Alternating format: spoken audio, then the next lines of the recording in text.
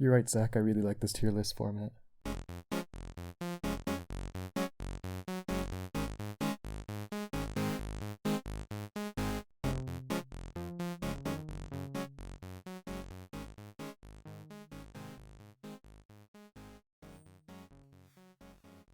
Hey, how's it going, everyone? Welcome to HawksTalk episode number 4. This is Kyle again.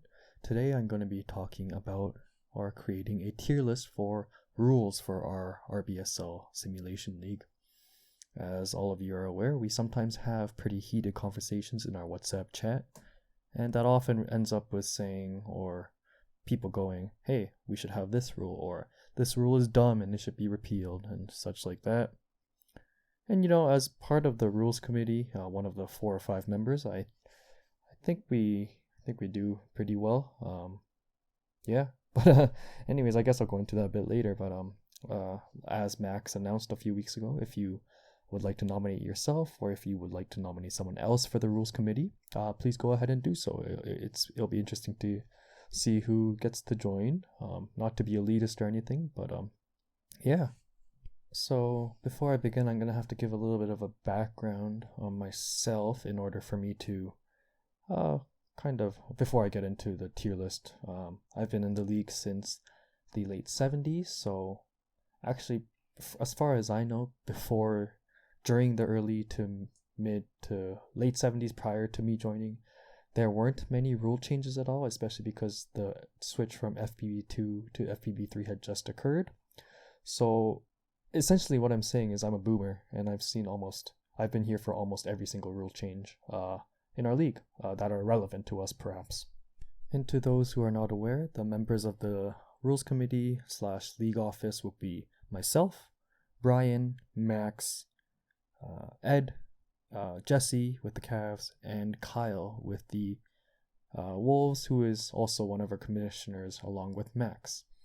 Obviously, Jason was part of the rules committee, but since he's retiring, that's why we require a new member. But the common theme there is most of the rules committee has been in the league for at least since the late 70s. So essentially, we have a pretty good idea, short term and long term, in regards to how rules can impact the league and the league's health. So yeah. So today I have about 20 rules, I think. I've collected most of them from our current forums and the old forums, which we have since retired as of a few years ago. And I won't go too in depth to each one, but I will do a quick description of what that rule is and where I place it on my tier list. And obviously, and I think this goes without saying, but my opinions and my commentary in this HawksTalk episode only reflects myself myself, so I don't represent the rules committee or anything like that. This is just my personal opinions, so go easy on them and don't go easy on me in the chats, I guess, afterwards. So you should be able to see the tier list now that I've prepared. It has 5 tiers: S, A, B, C, and D, where S would be I love the rule, and down to D where I dislike it. So D is not hate, because I think most of the rules that I've seen / I voted on, I agreed to some degree, perhaps. So there are no rules really that I hate. So I hope that's pretty self-explanatory. And there you see the listing of all the rules that I will be placing on the tier list. I think this episode is going to be a little bit more impromptu and a little bit messier, because I don't have a script this time around, as I haven't given much thought to each rule yet, or for this episode. So I'm kind of going based off like spur of the moment and genuine thought, I guess, as I'm going through it. So yeah. Alright, let's see what the first rule that I have to place then is. Here is the reveal. The December 15th / 60-day rule. So it's the bread and butter rule that I think everyone's sort of accepted. Believe it or not, it was not like one of the OG rules. It actually became implemented just right after I joined the league back in 2017, or in RBSL years 2079. So essentially the rule is if you sign or trade for a player, you can't deal them within the first 60 days. That comes out to December 15th if it's an off-season acquisition or trade. However, this can be removed via the 500 TBD TPE. Honestly, this is a pretty simple one for me. I'm going to place this solidly in the S tier, although some GMs are possibly unhappy about it because it serves to limit trading. I think it adds a much needed realism. If you imagine in the NBA, for example, let's say, I don't know, TJ McConnell gets traded and then gets traded and then gets traded every single day, like Monday, Tuesday, Wednesday, Thursday. That's not going to happen. And it's certainly not going to happen in the RBSL thanks to this rule either. I mean, the TBD fee is there if the GM wants to do it. But I mean, regardless, I think this adds a much needed kind of more mid-long thinking for GMs. And it does add a little bit of a slower downer for the fast-paced regular season nowadays. And it's just realism, like I said. So this is a solid S tier rule for me. I have no complaints about it. I deal with it if I have to via the trade exception fee. It is what it is. It's a solid rule. Let's see what the next one is.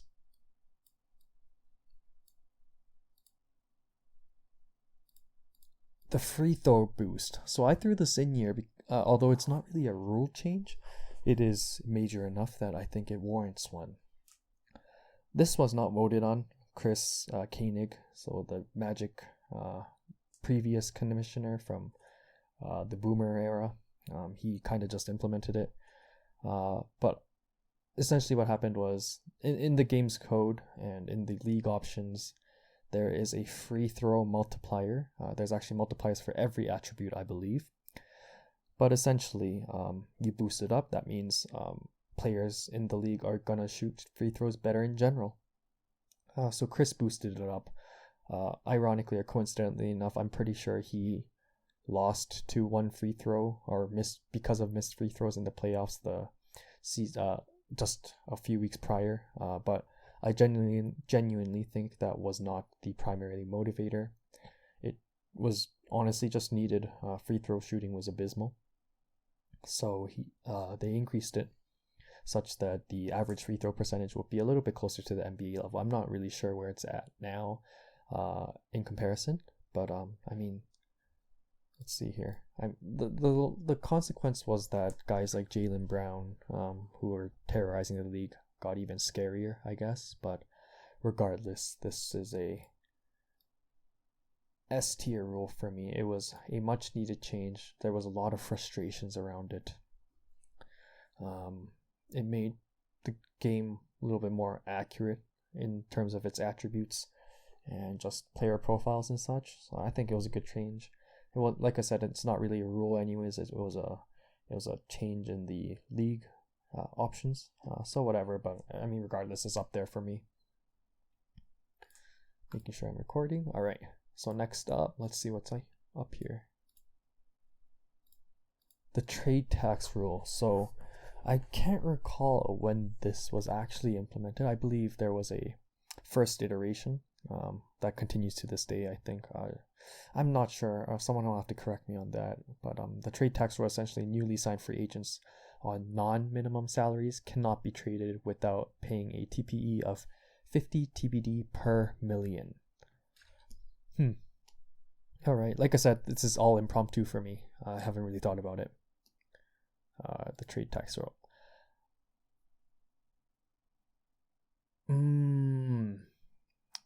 Okay. So I'm gonna place this in the A tier.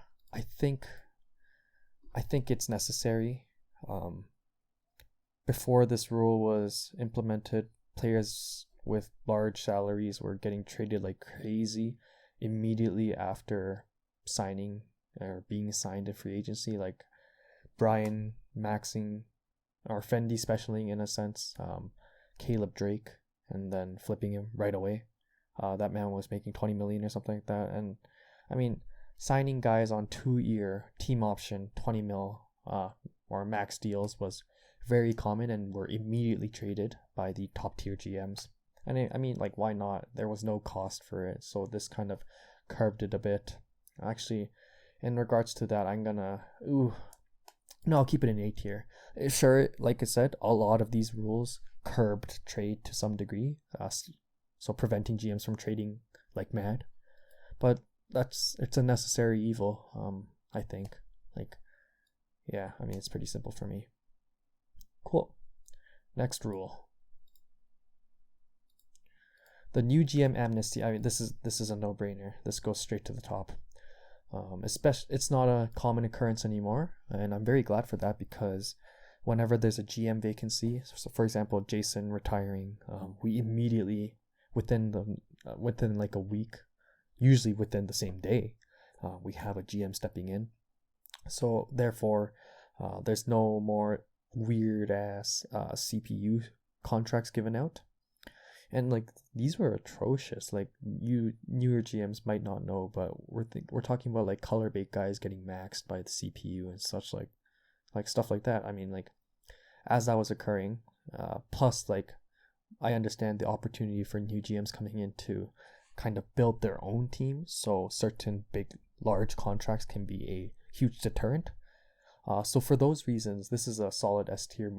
It was an easy yes vote for me. I think I voted on this one, but regardless, I can't see why any GM would really disagree with me on this one. What's up next?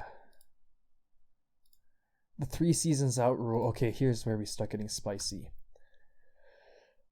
So this occurred because we are cocaine trade addicts in this league, and some of the protections and some of the rolling picks that we've done were absolutely ridiculous. Like, they were such hard work for Dave and Max and even Kyle when he was processing the trades during the off season.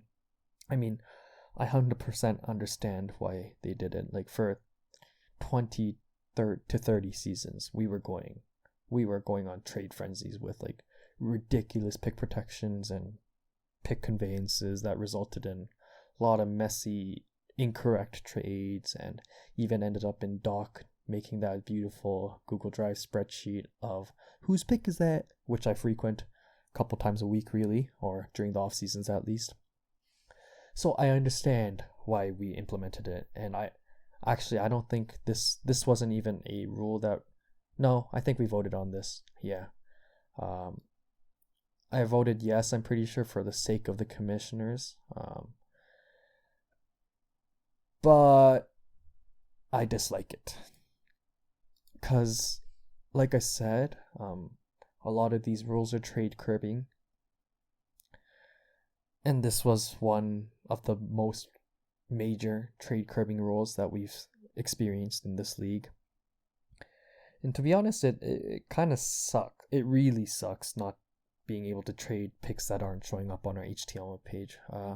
As you should know, only picks within the next 3 years show up in the HTML, which means it's 21-17. So we can only trade picks up to the 21-20 season.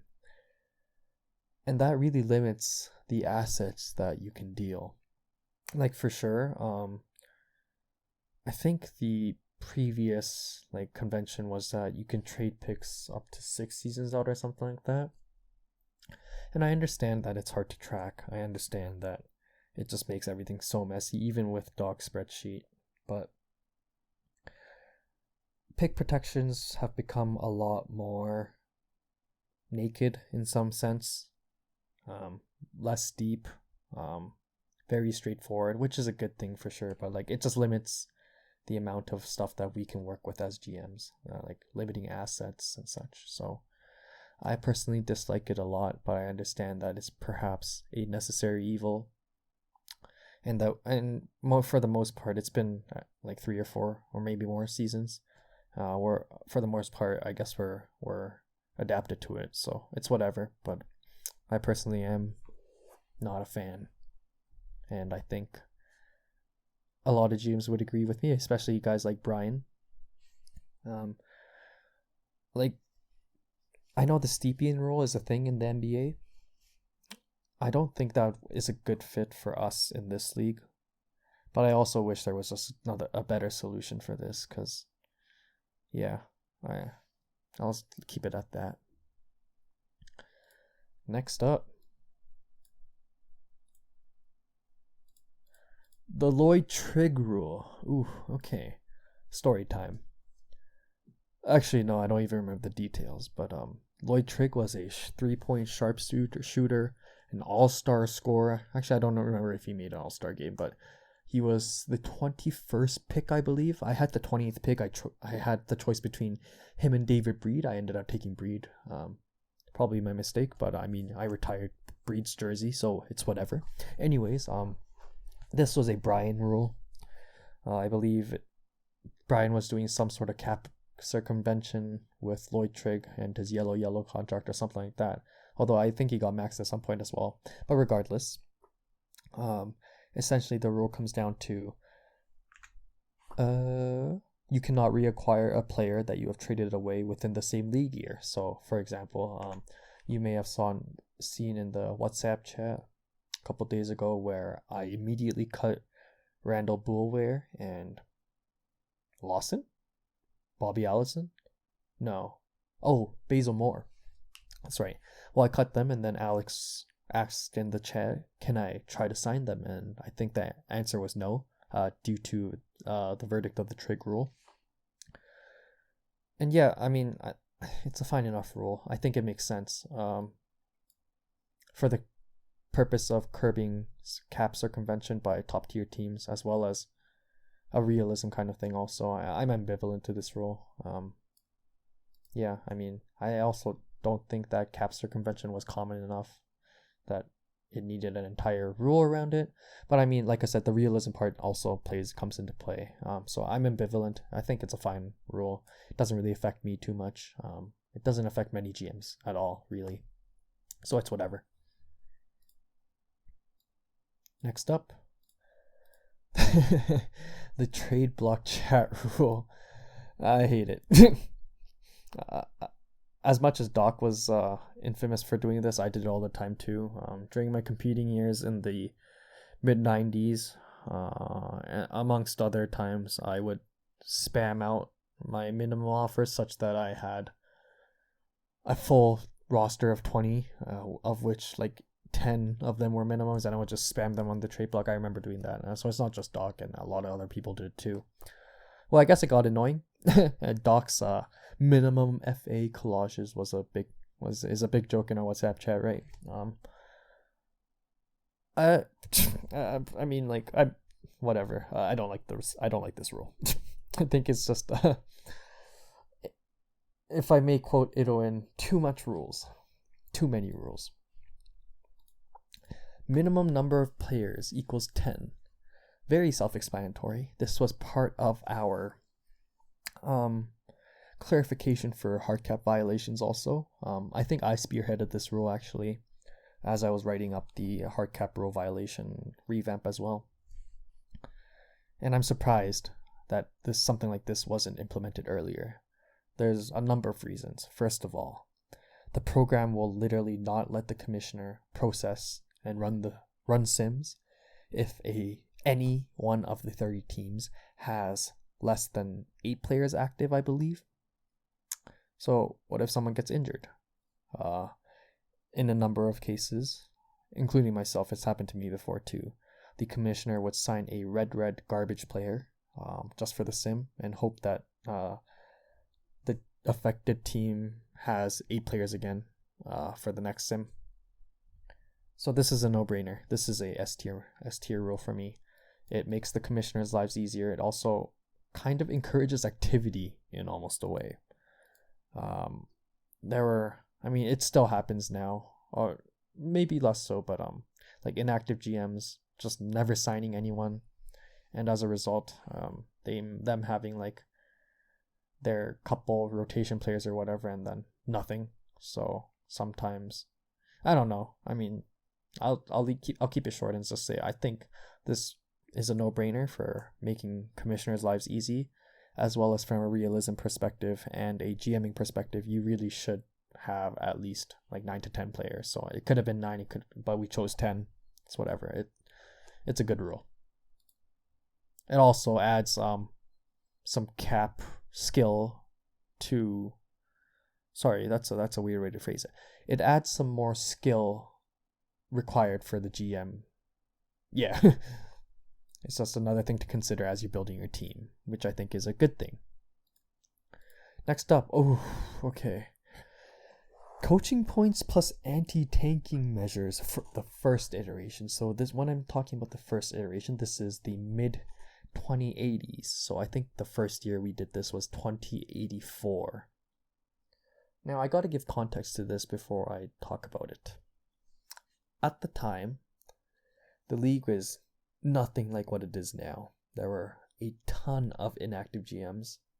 There was a ton of terrible GMs, namely Carey, amongst others. And these GMs would tank incessantly. We're talking 5 to 10 seasons. And it wasn't good. It like straight up, that's not a good thing. There was no, and considering like the low level of talent back then too, you had to kind of tank for stars to win, I guess. That was the philosophy. And combine that with inactivity, and GMs were just tanking like crazy, like nothing like the tanks that we're seeing now. Like even like Jake missing the playoffs 10 years in a row. I mean, like none of that was like intentional, right? He was trying to win at points. Or like even we talk about the 2 to 3 year rebuild now, but that was not typical because bad GMs, inactive GMs were going, like I said, 5 to 10 years without doing crap. So like there was so much tanking, so many people not trying. So we introduced anti-tanking measures in the form of coaching points. So that was the primary motivation. In the beginning, it was not to really reward teams for performing well, but the primary motivation was to punish bad teams for being bad constantly. Now, where this comes in, the first iteration is that so it was a similar type of scheme. Like if you win 55 or 60 plus win seasons, then you make plus 10 coaching points, and then plus 5, and so on and so forth. But the difference is we applied them to the GM instead of the head coach as we do now. What does that mean? According to testing, GM attributes do nothing. So the coaching points were doing nothing. Interesting, right? It's nothing like it is now. Like applying coaching points to the actual head coach is definitely having an effect on development. So it's working. But for several seasons, I think 5 to 10 seasons, we were blindly ignorant on how the system wasn't working. But at the same time, it still had an effect. It certainly influenced GMs such as myself and others to stop incessantly tanking and try to actually have a plan, as Jason would say, used to say. Like, you need to have a plan when you're a GM in this league. Without a plan, you're garbage, like straight up. So, although I think this rule was a failure, it was a good first step, and it has really come to shape the league today in its second iteration. So, because it didn't work, I'll put it in an eh. But now then, I assume this is there we go. Coaching points plus anti-tanking, second iteration. So same thing. The win total to coaching point plus or minus, it's mostly the same. But the difference is we introduced coaching. No, that might have been in the first iteration anyways, but whatever. We have coaching resets now. We have coaching shuffles. But most importantly, our coaching points apply to the head coach. So it actually affects player development. And blah, blah, blah. I know some of you guys are still going to say, our head coach affects like our actual gameplay. Like, I don't buy it. I think it's a purely developmental thing. Whatever. I don't care. Think what you want. Anyways, it builds upon the first rule because it actually works now. Like the rich get richer thing. The thing with that is, yes, perhaps that's true to some degree, but then I think of myself as the prime example. I was a terrible GM in hindsight in the first decade 0.5 of my GMing. I was bad at making plans. I was bad at tanking. I was kind of bad at building teams, and I was losing trades and such. And the coaching system helped me to grow. It pressured me to have a plan, get better at the game. And I don't consider myself godly GM at all, but I have a maxed coach currently. And I don't think I didn't start rich, other than the Ben Simmons first pick thing, I guess, but I squandered that anyways, so whatever. But like, coaching points as a whole, I think it rewards GMs to do better, and GMs who do well, and punishes, I guess, incessant tankers, because I mean, there's cases where GMs have negative coaching points, at like a net negative coaching head coach, but they still develop players. So I don't buy that whole that stuff about like a bad coach is resulting in repeated minus TCs for all of my players philosophy. I don't think that's true. I think that's just bad luck in some ways. But regardless, it comes down to, for me, it's not hard to have a neutral season. Like, I found out this off season that I thought it was 35 the whole time, but if you only need 30 wins to net 0 on your coach, and you just need to make the playoffs to get +5 coaching points, that shouldn't be hard. I'll just say that, like, you don't have to have crazy plus TCs or crazy lottery luck or such to have a season where you make the playoffs with 41 wins. That shouldn't, like, I think that's the baseline that GMs kind of develop towards. You don't start out very good at this game. Like, that's 100% true.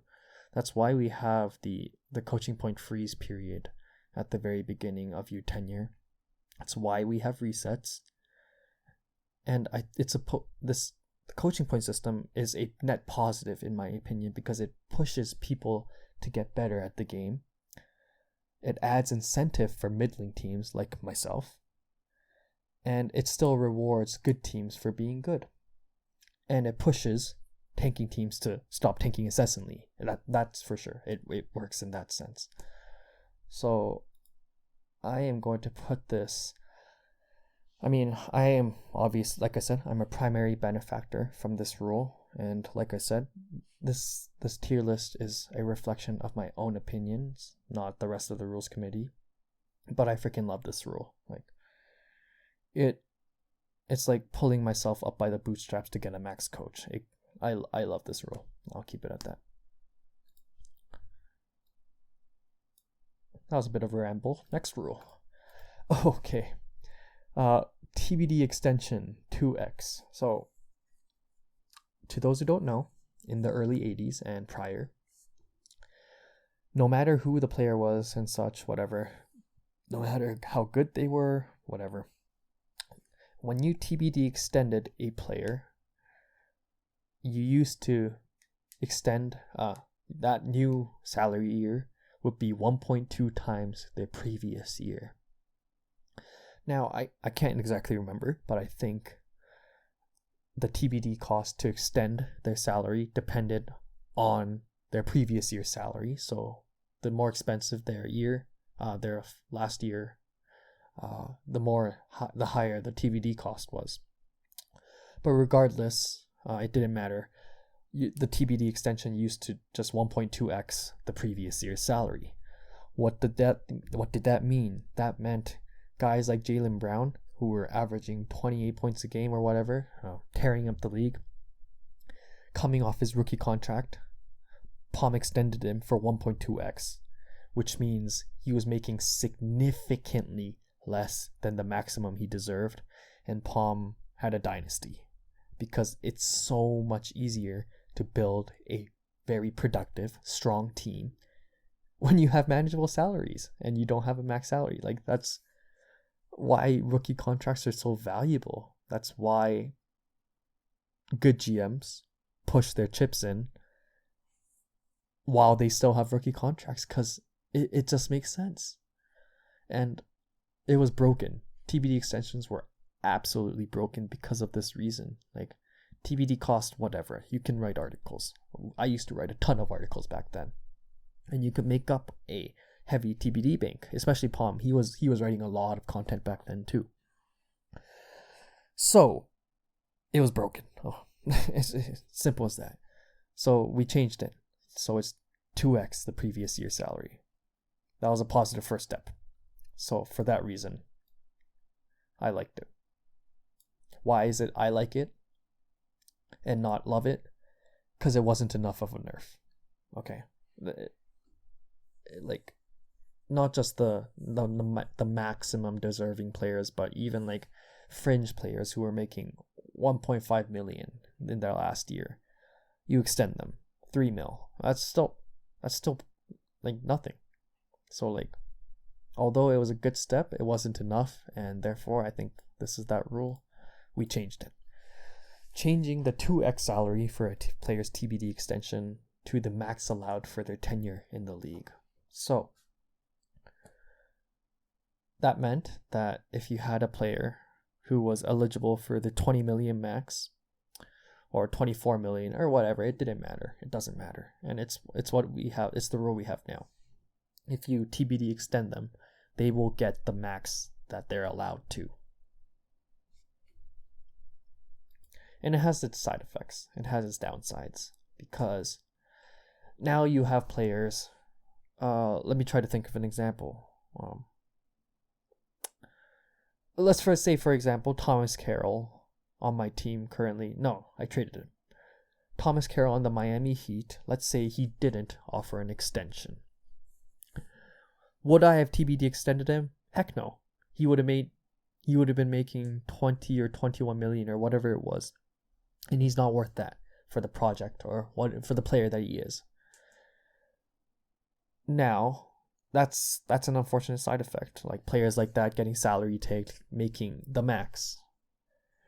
But it's still better than TBD extensions being broken. So, I mean, that's why it's not in the love it tier for me. I like it. I'm gonna put it in here. I like it because it makes you think more. And I think that's the key for a lot of these rules for me, because prior to a lot of these rules being implemented, certain moves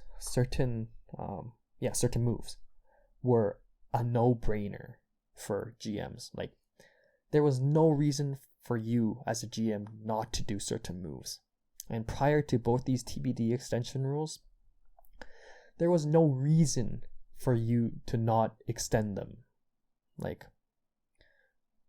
there was some cases, I'm 99% sure this happened, but I think certain players, very talented players, early in their career, they offered an extension after their rookie contract, like the negotiations. But some GMs still TBD extended them because that 1.2x or 2x salary was still so broken. Like, think of it. You have an MVP level player making what, if they were the first pick, they make like 7 or 8 million or something like that. Like, and then you 2x them or 1.2x them, and they're making anywhere from 9 to 16, 18 mil, right? That saved money in the comparing to the max they would receive in free agency or whatever. Like, when you're competing, every million counts. So there were GMs still opting for the TBD extension, even though they offered a in-game extension. Like, so it was a no-brainer move, and I don't like no-brainer moves in this league because it places less emphasis on skill, or that's not the right way to put it maybe, but it takes away an aspect where a GM's skill can show. And I'm going to go on a big rant about this in the next few rules, but that's my philosophy. I think this game, although it has a lot of luck to it, we have luck in TC, we have luck in free agency, we have luck in the gameplay, there's luck in the draft as well. I mean, like, there's a lot of luck in it. So with so much luck, I want to place more emphasis on skill for GMs to be GMs.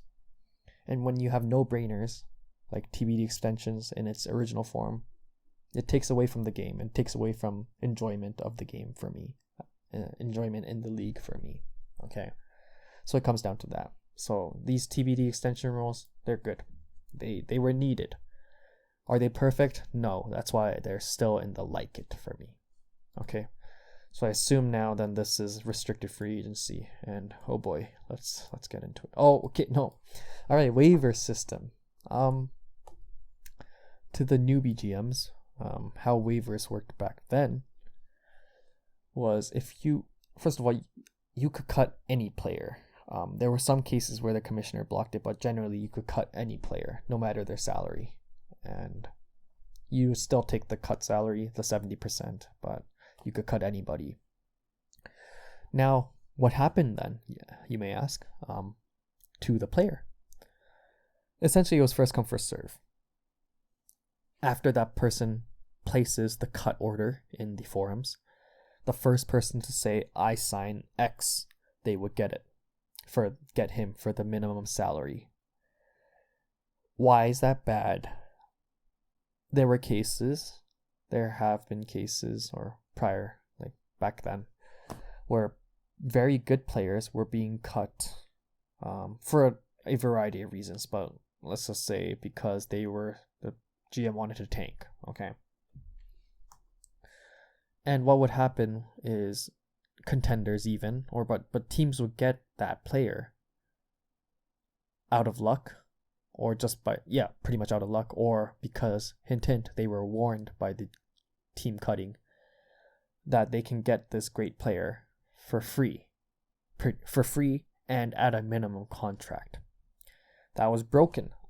I personally cut players who were starter level because they didn't fit my plan, and anyone who could post fastest would get him for free.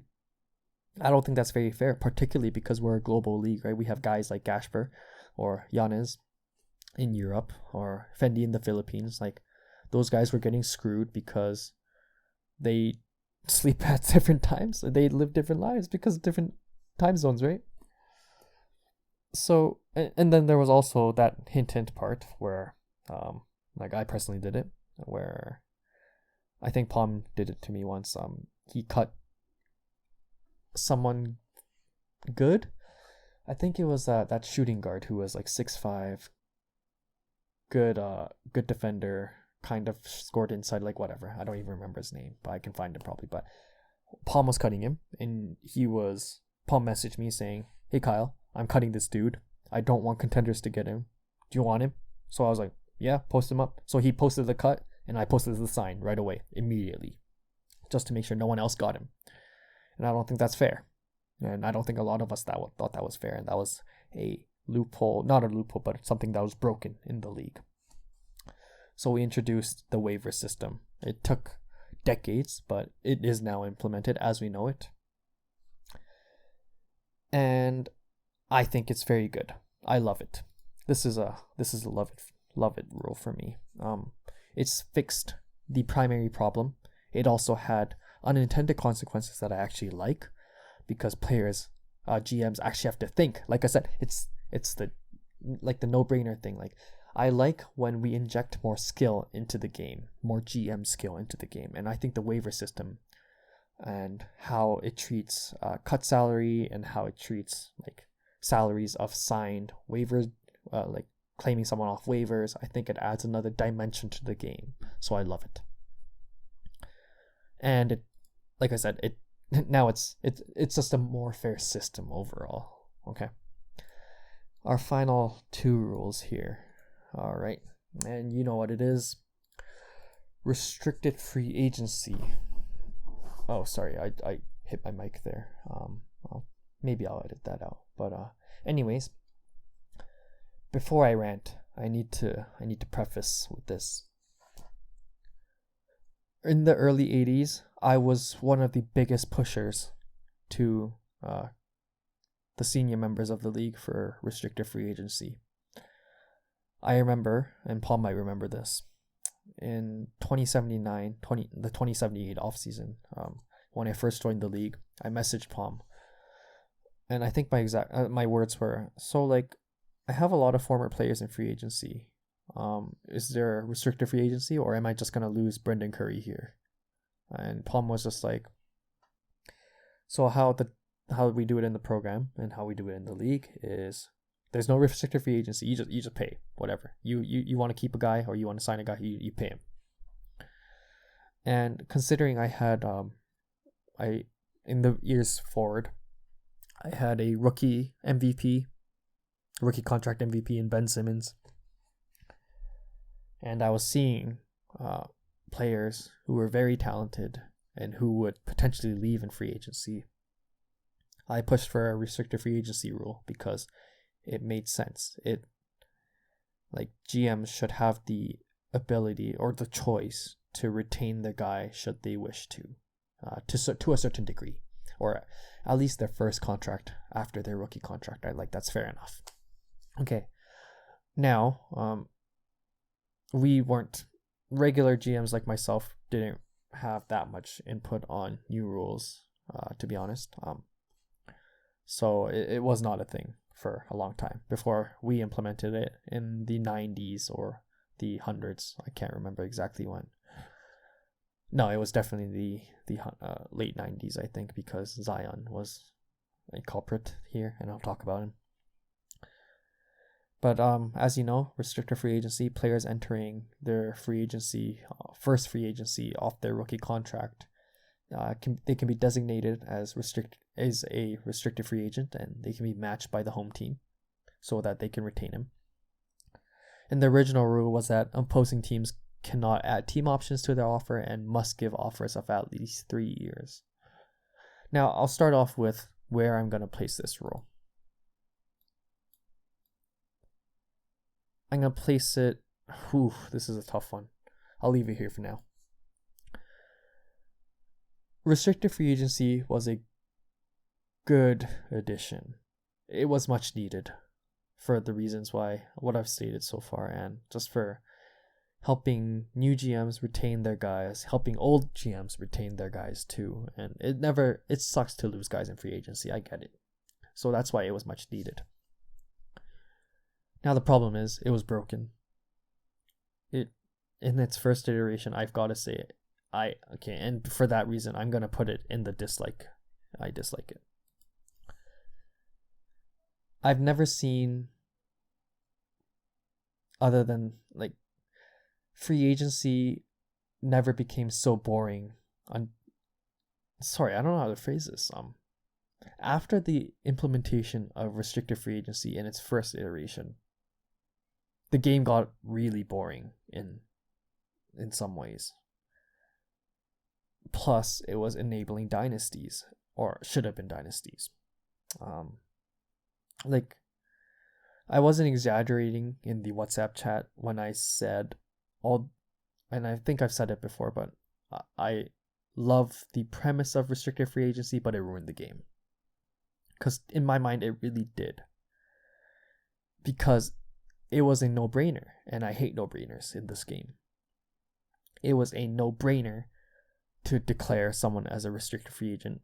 It was a no-brainer to match certain players, and Zion is the primary example for this. Zion Williamson was already a top-tier talent, MVP tier talent, by the time he entered restricted free agency. And that rule should have been fleshed out in hindsight a lot more with long-term consequences in mind before we passed it. But as I was spearheading the rule, I wrote that rule up in the forums. we were just eager to get it done because it was a welcome addition. But we saw what happened with Zion. He got on a ridiculously, I mean, it was his max at the time, but he got on a crazy 5-year contract or 4-year contract, a flat 20 million, I think, or something like that. And then he also got TBD extended on top of that. It was a no-brainer for him to RFA him. It was a no-brainer for him to match him. And it was a no-brainer for him to TBD extend him after as well. And I don't like that. I didn't like that. And I don't think a lot of GMs did either. Sure, newbie GMs, and I'm not ashamed to say that, but the newer GMs love this rule because you could retain your guy, and that's good. I like that. I think you should be able to retain your guy for the first contract after their rookie contract. That's fine. But it created an unhealthy expectation because the trend was occurring that restricted free agency was getting players, GMs, bargain deals on their players, and it was making an unhealthy dynamic for team building and cap management in the league. The expectation and as the rules committee and for myself, the intention was never to give opportunities for GMs to get bargain contracts or just fantastic deals or anything like that. It was to give GMs the choice and the opportunity to retain their guy for at least a couple more years. So that's pretty much it. I thought the premise was great. Still think restricted free agency is an important part of our league, and for GMs, new and old alike. It also adds franchise history, it adds loyalty and everything. So I love the premise. I love the idea of it. But that first iteration was, in my opinion, it ruined the league in a lot of ways for me. And I'm glad now we have the second iteration, because it took away a lot of the no-brainer aspects of it. You actually have to think. You have to think, and you have to have, there's some level of skill in it now. It's not just, hey, my rookie's coming off of his rookie contract. You RFA him. No, it's nothing like that anymore. You actually have to think. Prime example. Here's Ken again. Tracy Ma, Jared Latham. Who was the other guy? I don't care. You have to think whether you want to actually declare RFA on a player now. You have to think about how other teams, opposing teams, are going to offer poison pill contracts, like Fendi did this past off season. There's much more skill to it now, and there's not so much opportunity for legendary GMs to take advantage of RFA, the RFA system, to get richer and richer and put together a dynasty. And I love that. And this is the state that it's in now, the second iteration, which I should reveal this. The addendums were no TBD extensions after being RFAs. That should have been a no-brainer. We should have had that in the first iteration. Home teams can only offer contracts of 3 years or fewer, and opposing teams can now offer any contract length. Perhaps that's not exactly parallel to the NBA or anything like that, but it was a necessary evil for us to balance out the system a bit and just improve the system. Poison pill restricted free agency contracts and offers do exist in the NBA. Let's think about, who's that Blazers guy?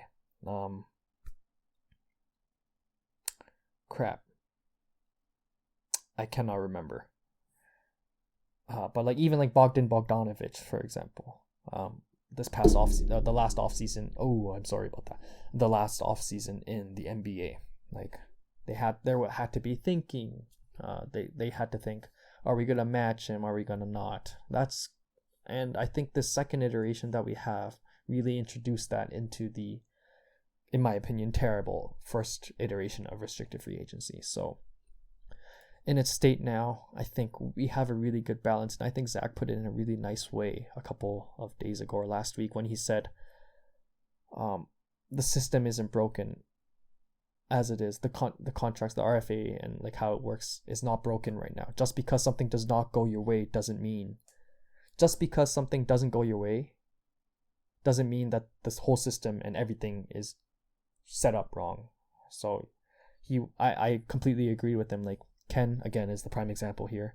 He's lost a lot of free agents these past 2 years, but that's not the fault of a system. In fact, the system is acting in a healthy way with the iterations that we've made, the addendums that we made to the rules, and it's working in a healthy way. It's not, like I said, the game, and this game that we all enjoy, is not meant to be a brain dead decision making game. You're meant to think critically, you're meant to plan, you're meant to deal with uncertainties and things that don't go your way. That's the whole point of the game. That's what the NBA and that's what simulation sports is about, and that's what sports in real life is about too, right? So therefore, rant over restricted free agency in a second iteration. I like it. It's borderline I love it, but I like it. I hope this was unscripted, so it's gonna sound pretty messy and all over the place, but I mean, I hope you guys enjoyed it. Please feel free to disagree with me in the WhatsApp chat. I love discussion.